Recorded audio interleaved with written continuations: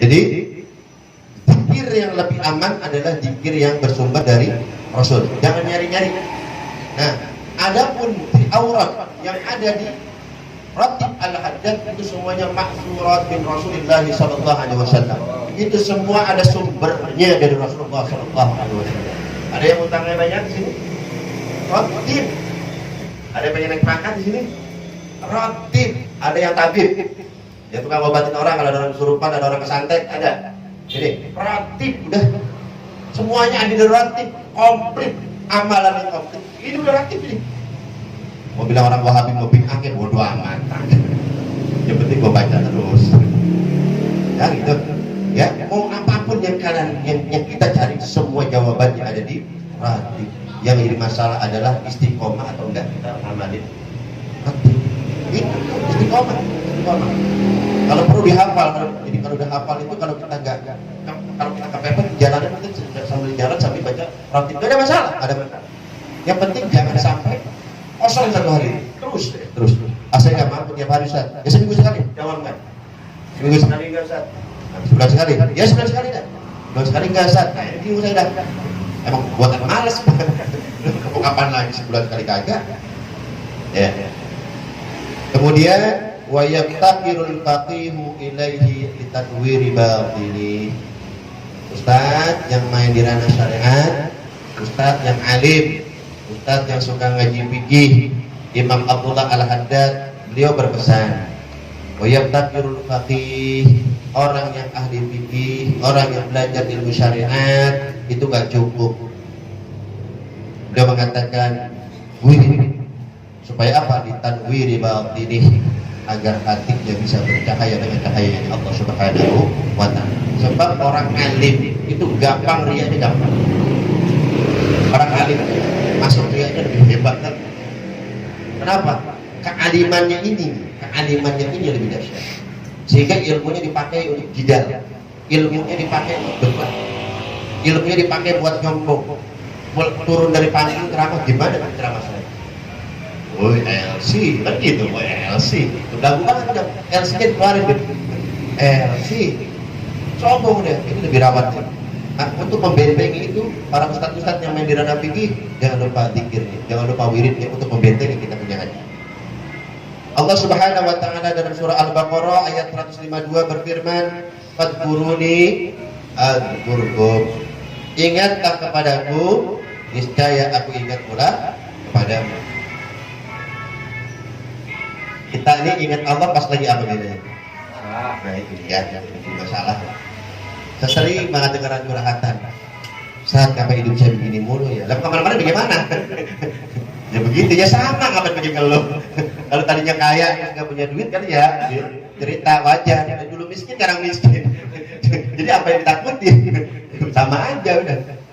Kalau kita ingat Allah di waktu senang, maka Allah akan mengingat kita di waktu susah. Patokan hidup itu gampang. Pikir, artinya ingat. Siapa yang kita ingat? Allah. Ketika jangankan kita nyebut keretak hati aja nih, keretak hati. Ya Allah kok, saya kok begini ya? Saya butuh duit begini ya?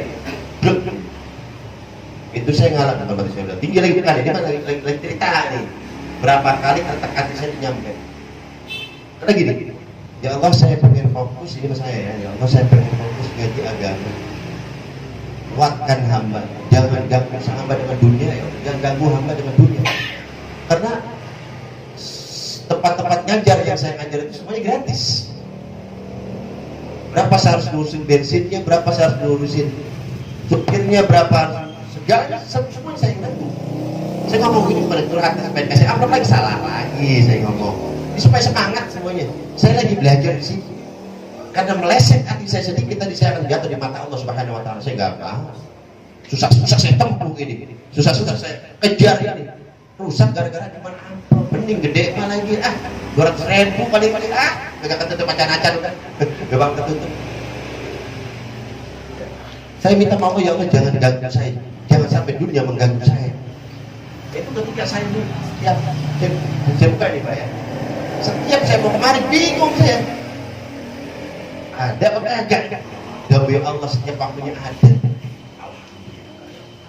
Ada, Ustaz, ada transfer ya? Dah, saya kita minta kagak, apa kagak transfer. Nanti rada-rada sering enak nih begini deh. Wah, Pak Ustaz bisa begitu, saya juga bisa dong. Bisa. Saya ngomong begini supaya bisa dialamin, cuman kan ada tahapannya kali. Jangan main ujuk-ujuk sama aja sama saya. Enak banget kalau begitu Pak kita. Derajat. Ntar dulu, saya ngajar nih kado dampet nih, kajian para muallimin kitab Minhajul Abidin berapa tahun? Hampir 5 tahun. 5 tahun. Tanyain ini sama santri saya, naik mobil saking tanjakan tinggi, mobil saya mundur lagi. Naik motornya dia, naik motor Kang Haji punten turun, motor saya nggak kuat nanjak, coba itu Ustaz dikerjain. Motornya nggak kuat nanjak, saya turun dulu, saya tanggung jalan aja udah. Hampir 5 tahun lah bisa dijalani. Yang saya minta gratis, yang saya minta ya Allah cuma satu. Saya punya mertua, Allah yarham, Kiai Haji Cep Ismail. Ini beliau pejabat atau kiai?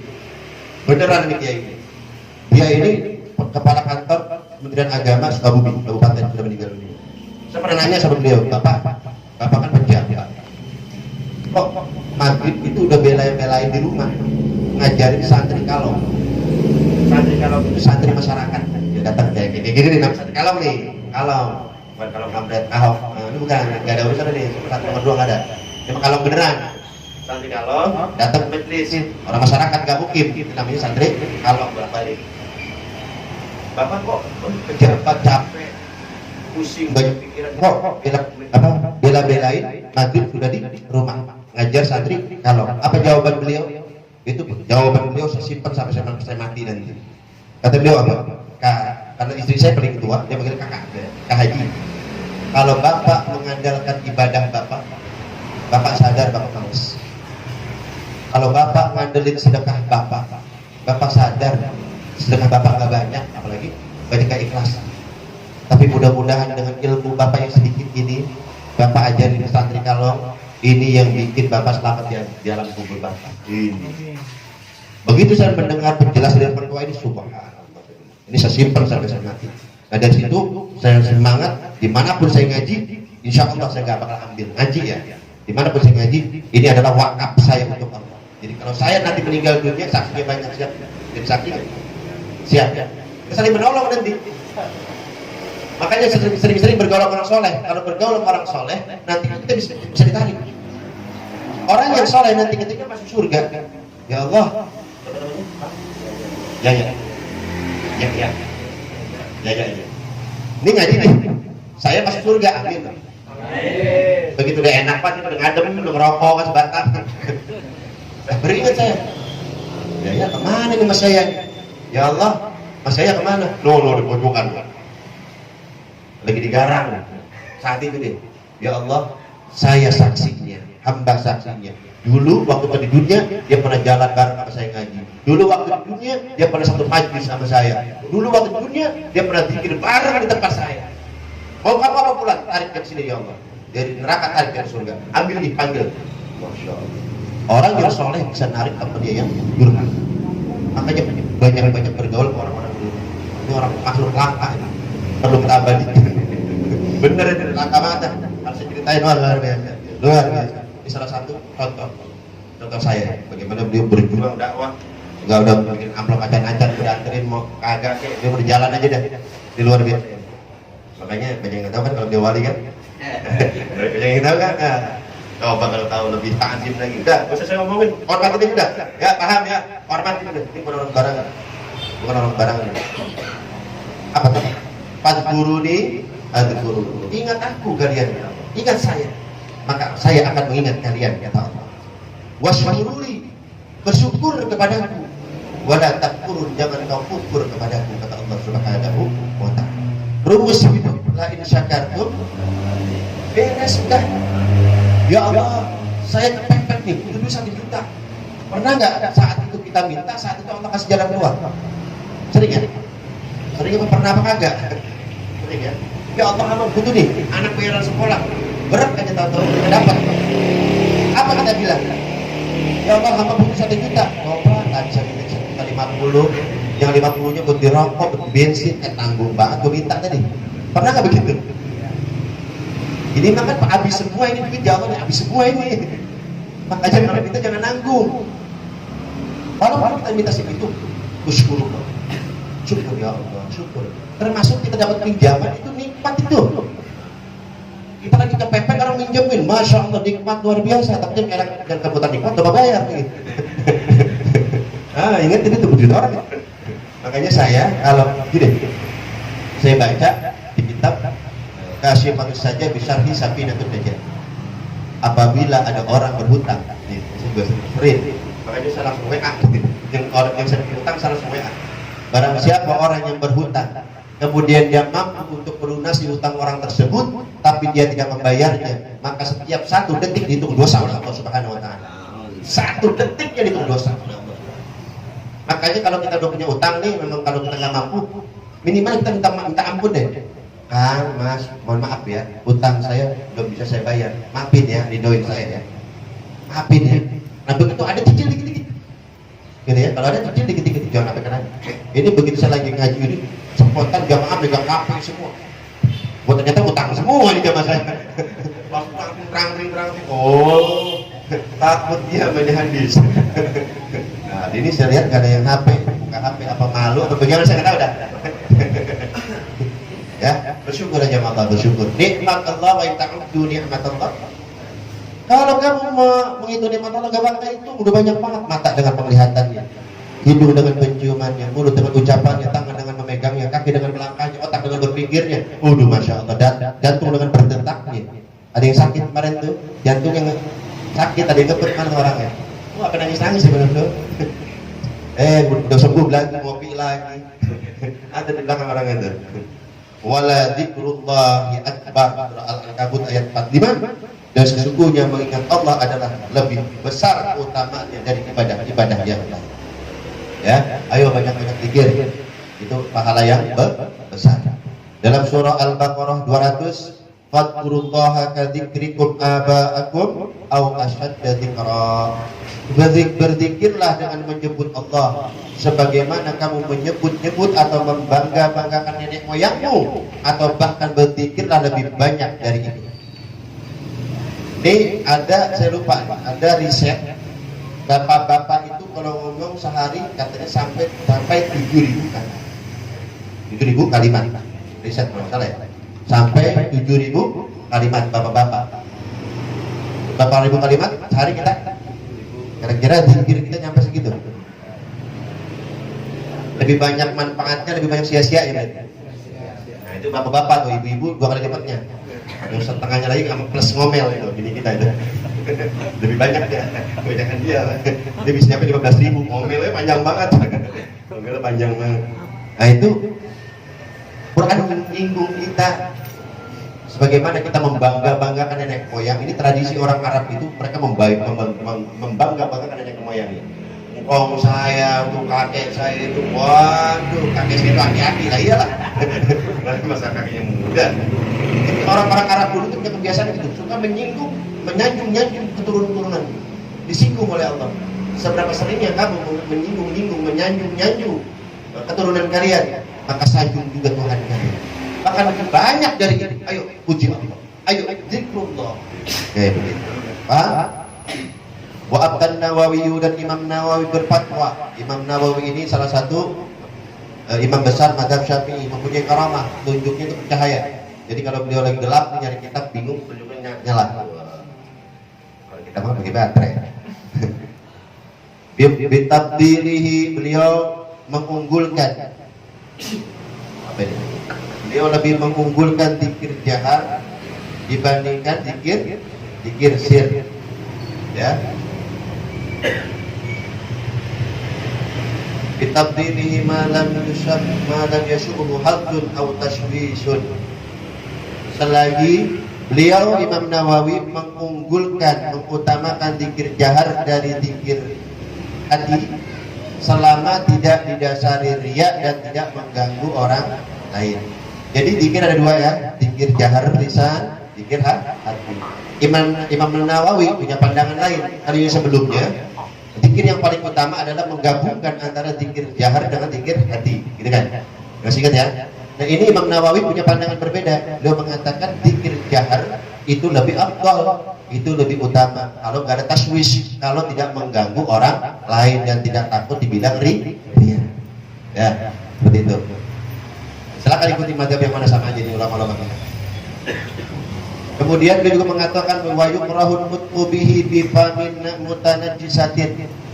Berzikir itu bagi yang tukang zikir makruh apabila keluar dari mulut dan tempat yang najis.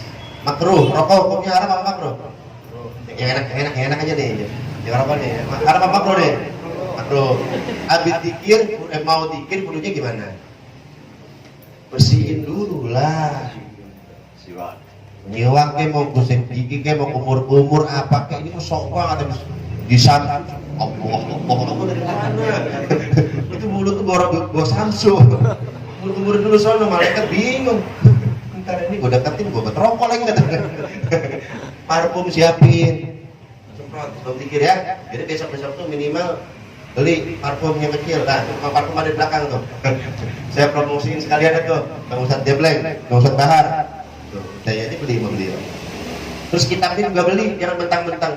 Ini saya kadang-kadang bingung nih. Ini saya bikin ini nih biar mudah, tapi jadi jangan ngegampangin.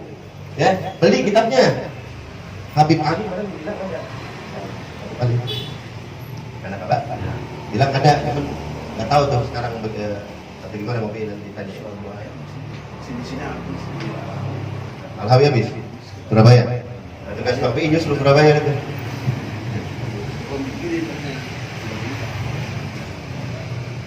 Jadi makruh berzikir dari mulut yang najis.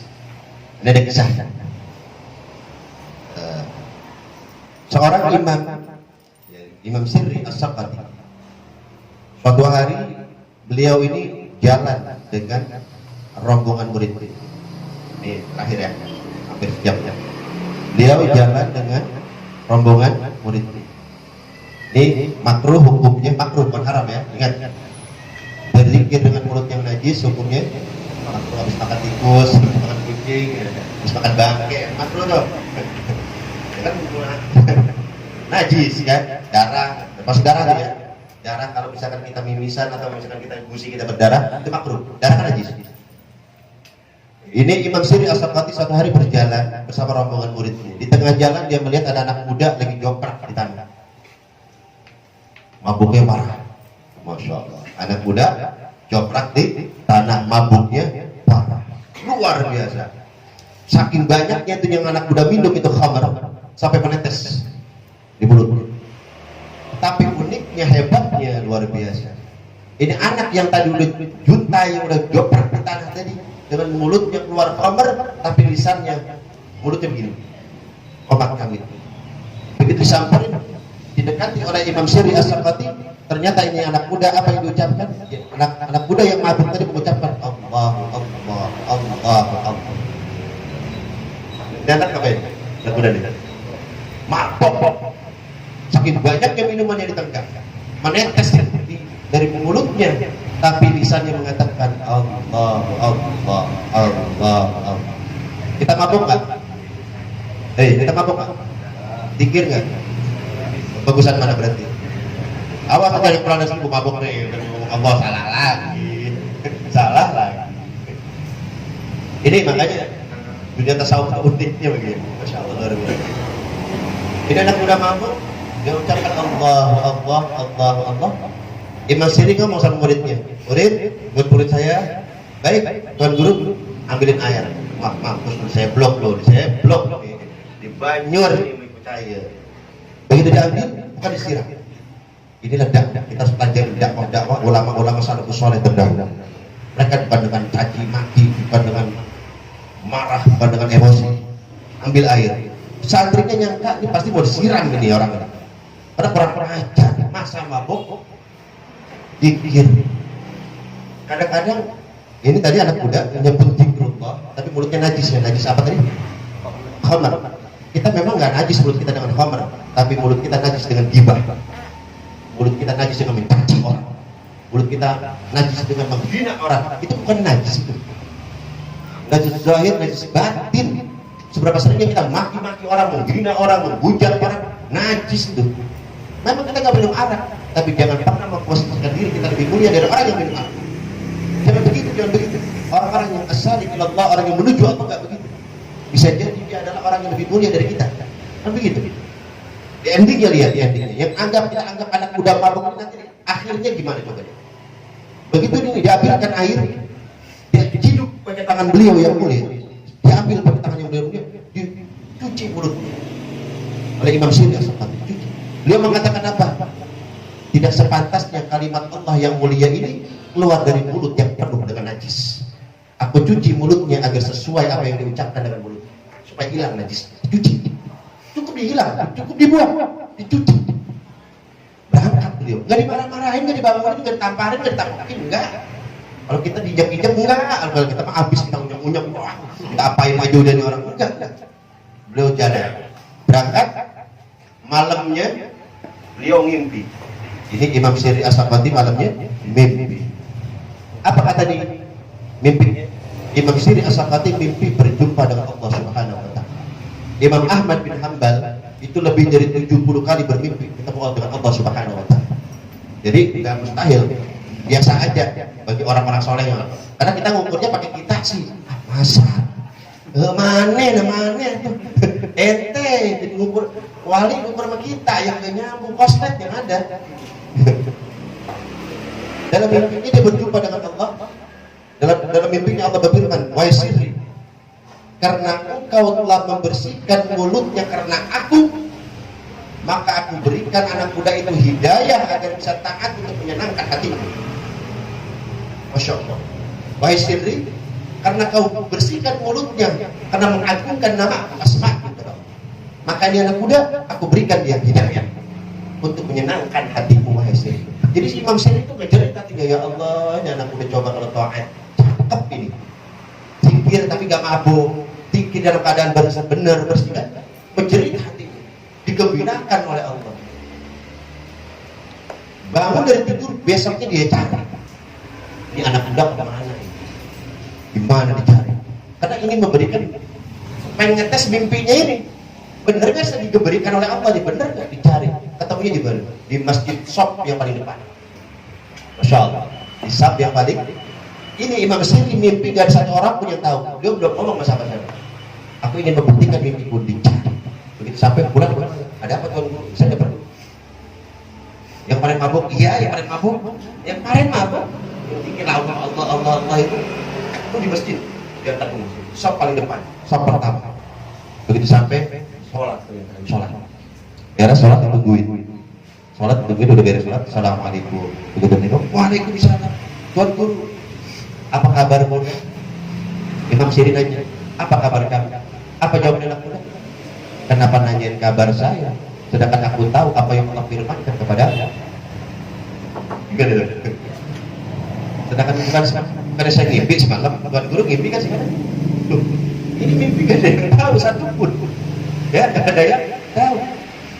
Kan aku diberikan hidayah oleh Allah untuk menggembirakan hati. Sekarang saya ada di sini, wahai Imam. Tuan guru sekarang saya ada di sini. Masya Allah. Luar biasa. Dengan singkatnya, dengan izin Allah, dengan kunnya Allah, orang yang ahli maksiat tadi dirubah nasibnya menjadi wali Allah. Makanya jangan pernah lisan kita keluar dari zikir kalau kita ingin diri kita dekat kepada Allah Subhanahu wa taala. Zikir, perbanyak zikir, mulai dari sekarang apapun. Saya udah berulang kali, ayo bikin datang ke Abah, aurat harian. Saya minta wirid harian, tolong kasih saya. Nah, ini kita harapkan ketika naudzubillah ya. Kita pengen mati dalam usul khatimah. Ketika kita dakwah la ilaha illallah dalam kendaraan kita, barangkali Allah kasih kita celakaan, tapi lisan kita daripada menyebut la ilaha illallah.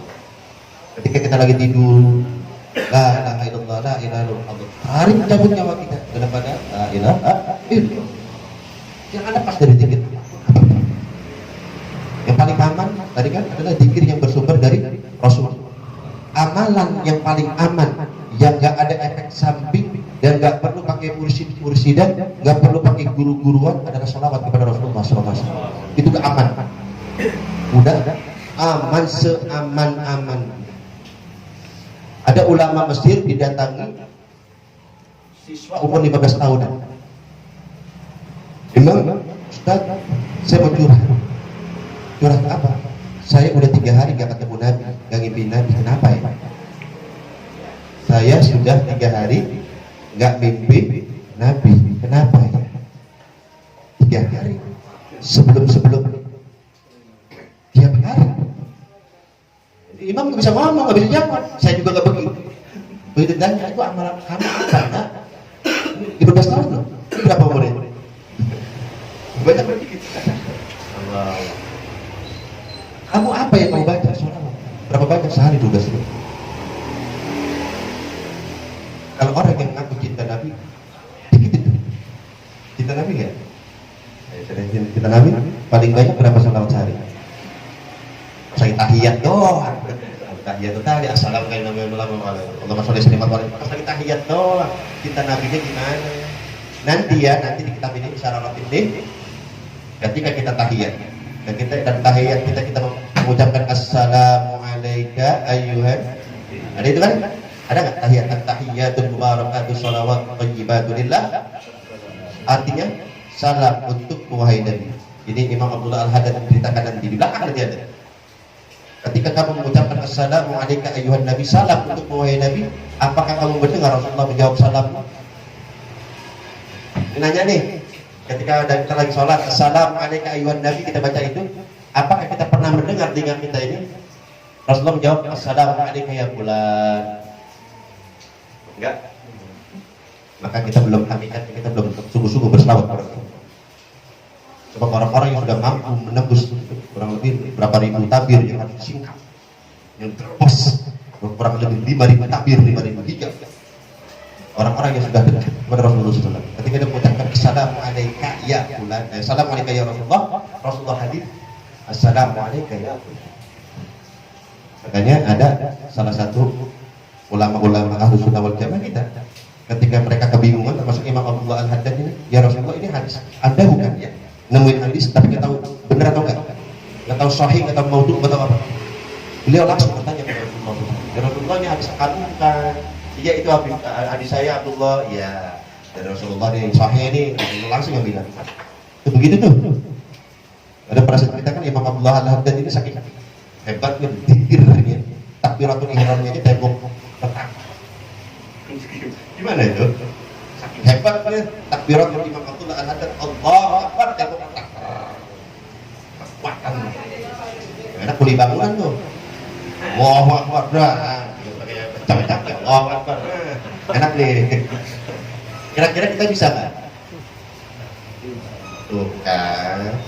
Saya pernah bilang dulu, ana inda dzanni abdi, kata Allah, aku tergantung prasangka hambaku.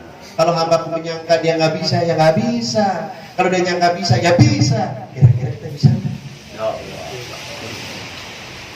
Baru sudah sih. Kita ini kan kayaknya saya nggak mungkin dah. Ya jadi cash sama Allah. Karena kita menduga Allah, kita menyangka Allah, kita nggak mampu. Akhirnya nggak mampu beneran.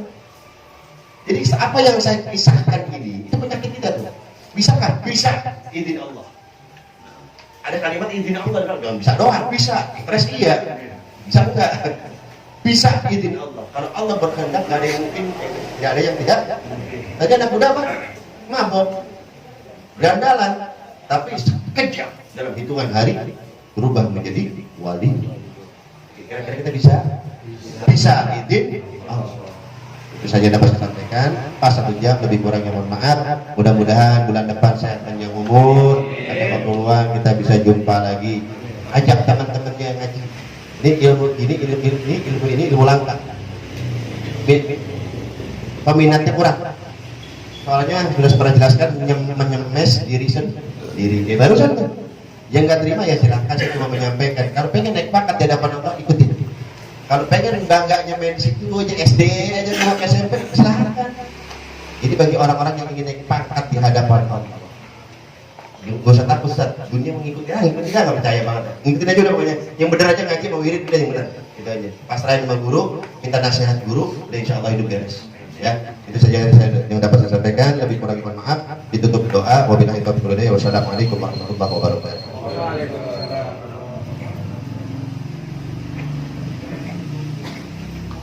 Alhamdulillah, mudah-mudahan apa yang kita dengarkan dengan penuh keikhlasan, mudah-mudahan kita mendapatkan yang maha insyaallah, dan mendapatkan anak-anak keluarga soleh. Mari kita hidup dengan membacaan talqinul zikir. Mudah-mudahan dengan talqin zikir ini Allah memberi ampunan buat kita dan orang-orang tua kita yang Allah diampuni dosanya, diselamatkan kita dunia dan akhirat. Abdullah ma'budana wa nabiyina min qabli la ilaha illallah la ilaha illallah la